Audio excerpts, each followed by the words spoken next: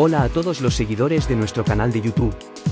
Hoy presentamos el Oukitel WP32 Pro, un smartphone resistente y asequible que destaca por su buena autonomía.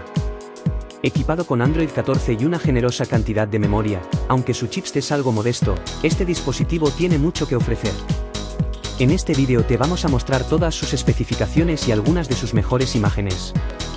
Si quieres conocer su increíble precio, solo tienes que visitar el enlace que aparece en la descripción del vídeo. Te agradecemos mucho que nos sigas apoyando, así que no olvides darle a me gusta y suscribirte al canal. Y ahora, vamos con los detalles.